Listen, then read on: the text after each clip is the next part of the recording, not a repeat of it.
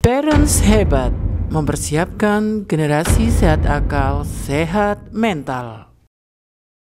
Assalamualaikum warahmatullahi wabarakatuh. Ayah bunda yang ada di rumah, ya hari ini ingin menyapih anaknya, boleh angkat tangan. Adakah kesusahan ketika untuk menyapih anaknya? Tulis di kolom komentar, boleh, apa yang udah terjadi nih.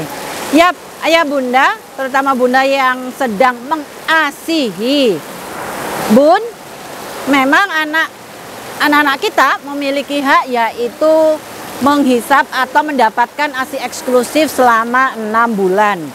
Selama 6 bulan itulah mereka kita berikan ASI tanpa mengenalkan produk yang lainnya.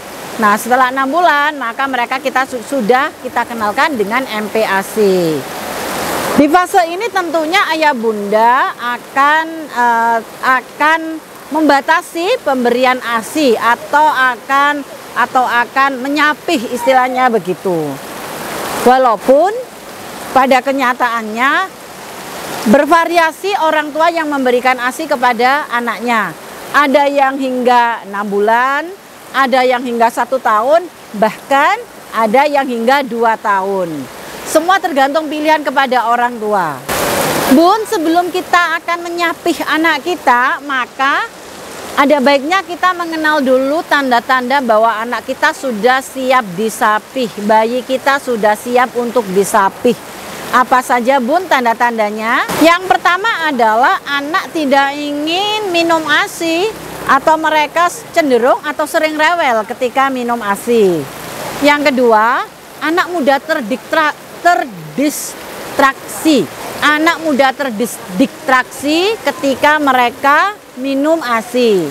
Dan tanda yang ketiga yaitu saat minum ASI cenderung hanya menggunakan payudara ibu, menggunakan untuk mainan, entah itu dicubit ataupun digigitnya. Inilah tanda bahwa anak siap disapi. Next bun, kita sekarang akan masuk kepada inti bagaimana tips dan trik untuk menyapih anak bayi.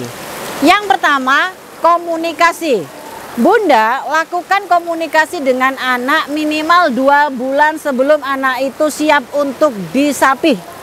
Ajak terus komunikasi setiap hari bahwa adik 2 bulan lagi akan berhenti minum ASI. Ajak anak berdiskusi setiap hari, ajak berkomunikasi agar dia mengalami masa-masa siap-siap begitu bahwa dia sebentar lagi tidak menikmati minum ASI. Yang kedua adalah sounding bun. Ini kayaknya the powernya ya gitu bun ya. Jadi sebelum tidur, jelang tidur, mata mau merem bun, lakukan. Sampaikan kepada anak setiap hari. Adik sebentar lagi sudah minum air putih di gelas. Nah, pilih kata-kata apa yang ingin bunda berikan atau next apa yang akan diberikan kepada anak-anak ketika tidak minum ASI. Setiap hari konsisten, bukan 1-2 kali. Bisa jadi 1 hingga 2 bulan. Yang ketiga adalah kenalkan alat pengganti.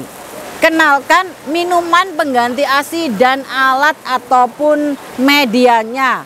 Semisal anak akan minum dengan botol, kemudian dengan susu formula, sampaikan minumnya dengan susu formula di botol. Atau misalkan minumnya dengan susu formula menggunakan gelas.